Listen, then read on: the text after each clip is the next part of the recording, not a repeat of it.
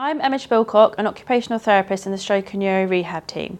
This is a presentation on occupational therapy and functional activities of daily living after a stroke.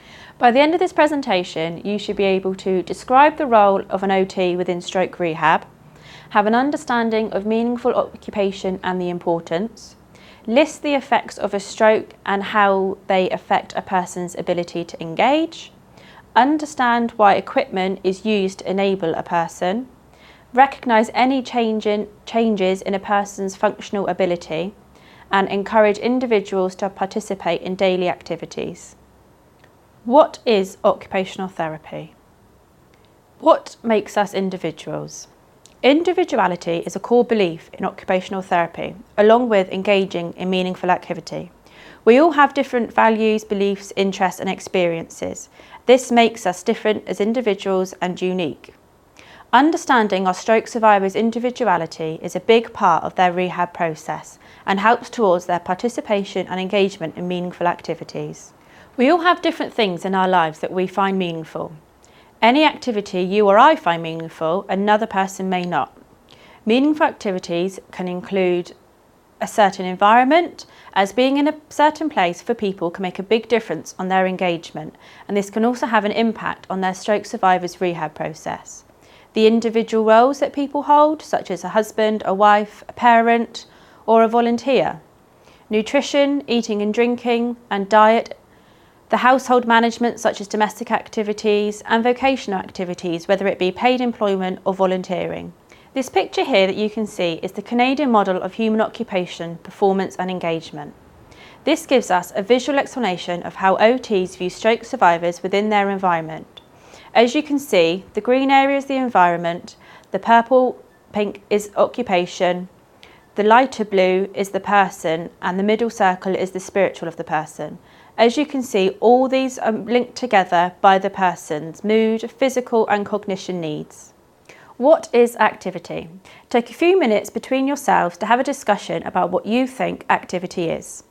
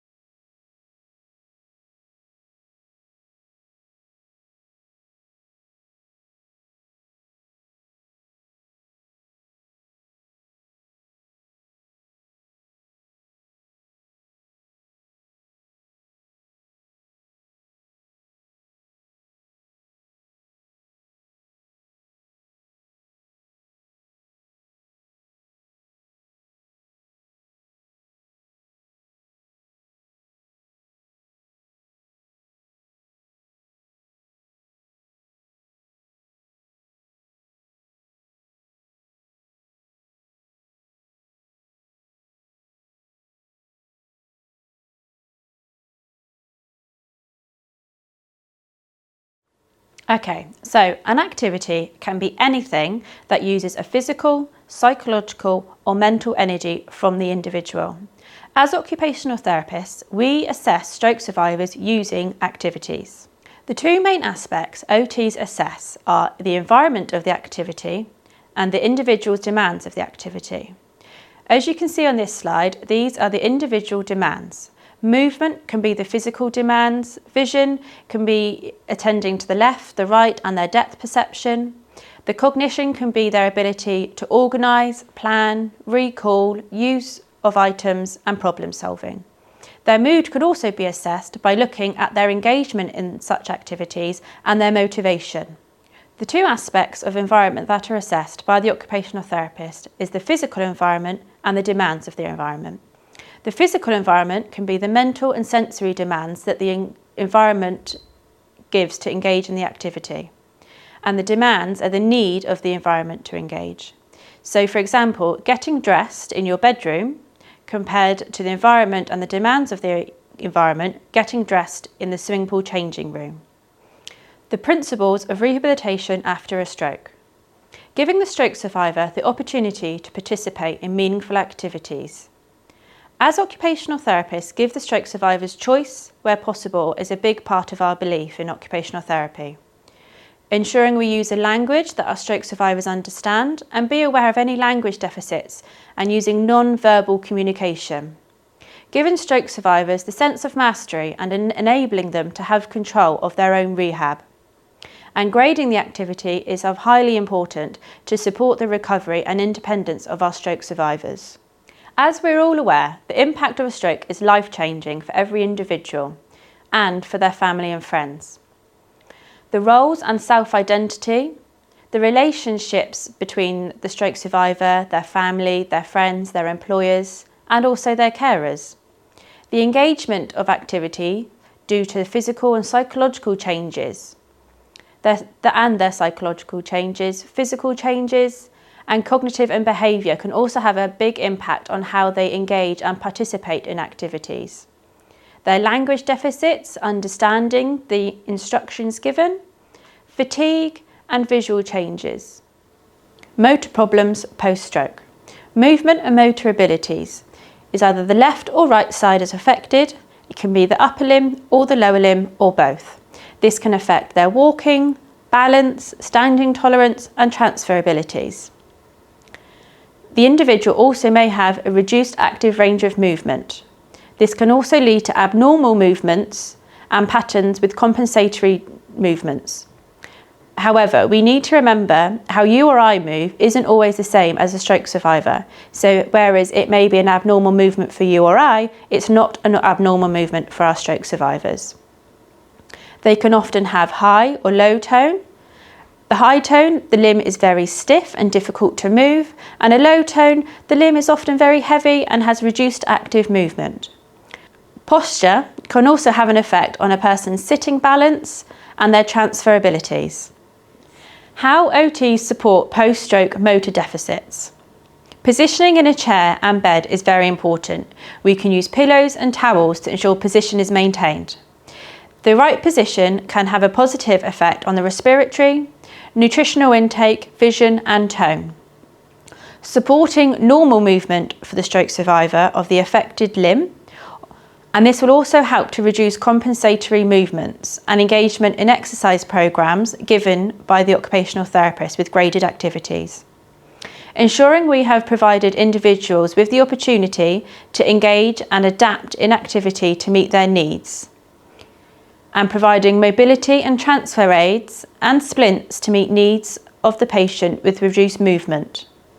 As you can see here, the images of how to support somebody with a right and left-sided weakness, both on the bed, on their back, and lying on their affected side.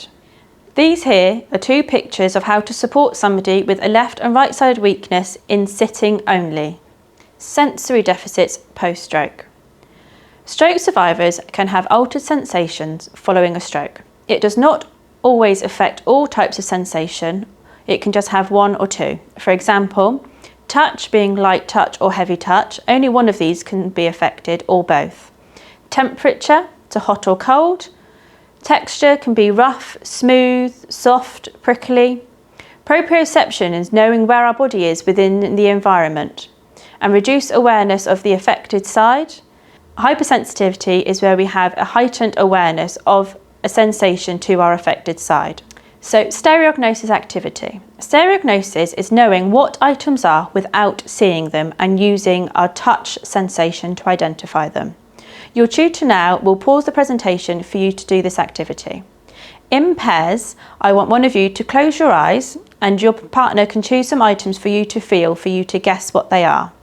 Do this with a few items and then swap so your partner gets a go. If you're at home, do it this evening with a member of your family or a friend. How occupational therapists support sensory deficits post-stroke. Increasing a stroke survivor's awareness and understanding of their sensory deficit can help them to overcome, identify risks, and engage in rehab activities. During activities and occupational therapy interventions, it is important for the stroke survivor to explore the sensation on both the affected side and the non-affected side to help them compare, and to grade the level of exposure and increase as able. Visual impairments post-stroke. Visual field loss is a part of the visual field in one or both eyes. Blurred vision, saccadic movements, which is the smooth movements of the eye from one object to another, whether it be to left, right, or up to down. Diplopia, which is double vision, which can be seen in this picture here. Nystagmus, which is a shaking of the eye. Photophobia, which is light sensitivity. A gaze palsy, which can be seen here in this picture, which the eyes are fixated in any direction, whether it be left, right, up or down. These images here show a normal vision compared to a patient with reduced acuity, and normal vision again compared to a patient with reduced contrast sensitivity. This causes a patient to have a risk of falls and not being able to negotiate space and movement. These images here show you of a hemianopia and a homonymous hemianopia. Being aware of a stroke survivor's vision pre-stroke, whether it be any conditions that they suffer from or if they wear glasses or not. Educating and increasing their awareness of understanding of what they are experiencing and why, and allowing them to monitor their blind field or affected area. Changing the lighting of the environment and using contrast and stickers. The organisation of the environment, reducing clutter and reducing the visual stimulus. And physical movements to help move the body and move their head and eyes to the blind area and explore visually around themselves. A visual inattention is a failure to report or respond to stimulus to the affected side. Up to 80% of stroke survivors with the left side affected have this, and 15% of stroke survivors with the right side affected. It is one of the highest factors associated with poor functional outcome with patient and their ADLs. The three main areas that we look at with a visual inattention, as you can see on this screen, is the personal space, which is the area in front of the stroke survivor, a peripersonal space, which is the environment within reach, and the extrapersonal space, which is the environment of beyond the stroke survivor's reach. The effects of a visual inattention. An inattention in a personal space can cause the person to not cross midline and be unorientated to their affected side. This can lead to difficulty finding items and knocking items over if placed on a table. And also, within the peripersonal space, not finishing meals as the patient is not aware of the whole plate in front of them. A visual inattention in extrapersonal space has an increased risk of the patient falling over, knocking items while mobilising, and locating items ahead of them, again, increasing the risk of falls. How occupational therapists support patients with a visual inattention. Increasing the individual's understanding and awareness of their difficulties can help towards their rehab pathway. Reducing the stimulus in the environment to the unaffected side and increasing it to their affected side. Approach the patients from their affected side to increase the movement of the head. It's important not to place everything on the affected side, such as drink. This would increase the risk of dehydration because they will not be able to locate the items. The repetition of activities of crossing midline to the affected side, and also a 24-hour approach, therefore having other carers, family and friends also following the guidance. Post-stroke fatigue. Educating the stroke survivor, families and carers of post-stroke fatigue to increase their awareness and understanding is of high importance. Discussing the different types of fatigue, such as physical fatigue, a psychological fatigue and a mental fatigue, and the causes of this, and looking at different strategies to help overcome, such as identifying high-risk activities, rest periods, using activity diaries, ensuring relaxation time, sleep hygiene, and grading activities. If you have any questions, please ask your trainer or email me on the email address on the slide.